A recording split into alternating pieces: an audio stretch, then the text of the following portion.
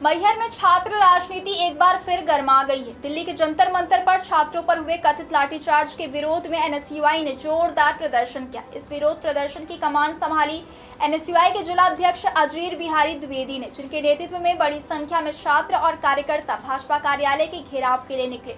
हालांकि प्रशासन ने पहले से ही सुरक्षा के कड़े इंतजाम कर रखे थे, जिसके चलते प्रदर्शनकारियों को बीच रास्ते में ही रोक दिया गया।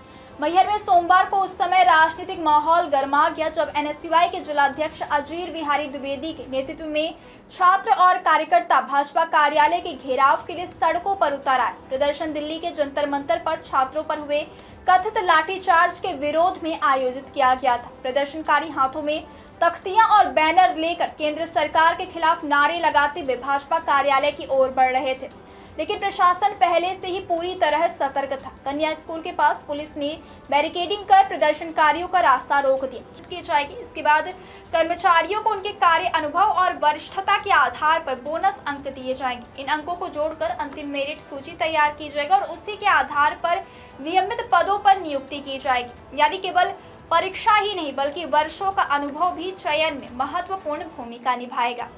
अब बात पात्रता की। इस योजना के तहत केवल वही संविदा कर्मचारी आवेदन कर सकेंगे जिन्होंने योजना की स्वीकृति तिथि तथा संबंधित बिजली कंपनी में कम से कम 2 वर्ष की संविदा सेवा पूरी कर ली हो। ऊर्जा विभाग ने यह भी स्पष्ट किया कि यदि किसी कर्मचारी के 2 अनुबंधों के बीच कुछ समय का अंतर है तो उसे सेवा में व्यवधान नहीं माना जाएगा। हालांकि अनुबंधों के बीच का यह अंतराल अनुभव की अवधि में नहीं जोड़ा जाएगा। अगर किसी कर्मचारी की दोबारा संविदा नियुक्ति हुई है तो अनुभव की गणना करते समय नौकरी से बाहर रहने की अवधि को घटाकर अनुभव से जोड़ा जाएगा। विभाग ने यह भी तय किया है कि कर्मचारियों के अनुभव का प्रमाण पत्र कार्यपालन अभियंता यानी एग्जीक्यूटिव इंजीनियर या फिर उससे वरिष्ठ अधिकारी द्वारा जारी किया जाएगा। इसी प्रमाण पत्र के आधार पर बोनस अंक दिए जाएंगे। ऊर्जा विभाग ने इस योजना को लागू करने की जिम्मेदारी संबंधित बिजली कंपनी के प्रबंध संचालक को सौंपी है। वे भर्ती प्रक्रिया, परीक्षा और अन्य आवश्यक व्यवस्थाओं की निगरानी करेंगे। इस फैसले से प्रदेश के हजारों संविदा बिजली कर्मचारियों में खुशी की लहर है। लंबे समय से कर्मचारी नियमितीकरण की मांग कर रहे थे। अब सरकार ने परीक्षा के माध्यम से स्थायी नियुक्ति का रास्ता खोल दिया है।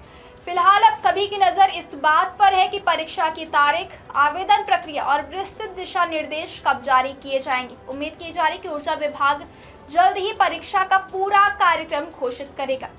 अगर आप भी ऊर्जा विभाग की इन कंपनियों में संविदा कर्मचारी हैं और पात्रता की शर्तें पूरी करते हैं तो यह मौका आपके कैरियर के लिए एक महत्वपूर्ण साबित हो सकता है।